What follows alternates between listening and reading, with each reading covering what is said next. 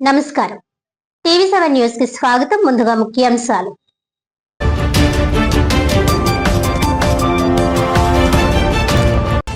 తమ జనసేన పార్టీ నాయకులు మౌనంగా ఉన్నారని ప్రత్యర్థులు పేట్రేగిపోవడం సరికాదు.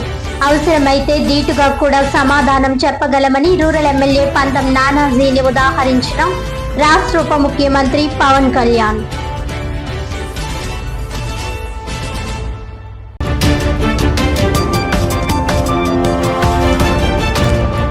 ప్రతిపాడు నియోజకవర్గ స్థాయిలో రాష్ట్ర ప్రభుత్వ సూచనల మేరకు 1 నెల 1 గ్రామం 4 సందర్శనలు కార్యక్రమం. ప్రతిపాడు ఎంపీడీఓ కార్యాలయంలో అర్జీలు స్వీకరించిన జిల్లా collector MN Harendra Prasad, MLA Varupula Satyaprabha.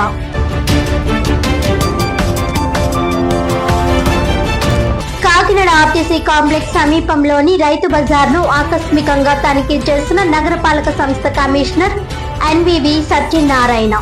డ్రైనేజీలను ఆక్రమించకుండా దుకాణాలను ఏర్పాటు చేసేలా చర్యలు తీసుకోవాలని ఎస్టేట్ అధికారికి ఆదేశం.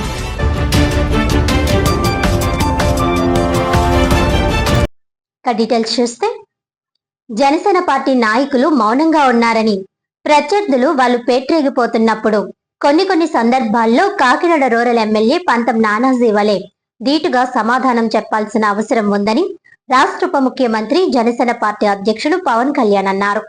గట్టిగా ఉండమని చెప్తాను, మెత్తగా ఉండాలి, కానీ మరీ ఇంకా మౌనంగా ఉన్నా ఒకసారి వాళ్ళకి పేటరేగిపోతూ ఉంటారు. ఒకసారి మనం కూడా కొన్ని సందర్భాల్లో చాలా ధీటుగా సమాధానం చెప్పాల్సిన అవసరం ఉంది. ఎదుటి వ్యక్తి మాట్లాడే విధానాన్ని బట్టి మనం కూడా చెప్పాల్సి వస్తుంది.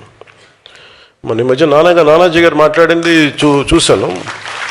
అంటే అలాంటిది అంటే అందరూ ఆయన అంటాం మీరు ఎక్కువ మాట్లాడేసారు మాట్లాడుతూ ఉంటే నేను మీరు ఎంత మాట్లాడారు మీకు చెప్పాలి, వీడియోస్ పంపించాలి మీకు. నేను నానాజీ గారు మాట్లాడుతూ కూర్చోబెట్టి మేము ఎంకరేజ్ చేసాం, కానీ మీరు ఎన్ని మాటలు మాట్లాడారు? ఆయన ప్రాంతంలోనే ఉండే ఒక వైసీపీ ఎమ్మెల్యే ఏం మాట్లాడారు మీరు? మేము మర్చిపోయాం అనుకుంటున్నావా? అంటే మీరు నోరు ఉన్నప్పుడు, మీ అధికారం ఉన్నప్పుడు మీరు ఇష్టానికి మాట్లాడేస్తారు. అప్పుడు మీకు అధికారం లేకపోయినా మీరు 11 సీట్లు వచ్చినా మీరు ఇంకా ఇష్టానికి మాట్లాడుతున్నారు. అది గొప్పతనం మీలో. I have to appreciate your commitment. వాళ్ళని చూసి మనం చాలా నేర్చుకోవాలి కదా. వాళ్ళు ఎంత కమిట్మెంట్. 11 వచ్చినా మేము తగ్గమంటుంటారు. మీరు తగ్గకండి, మీరు ఒకటి వచ్చినా తగ్గకండి, అలాగే ఉన్నాడు.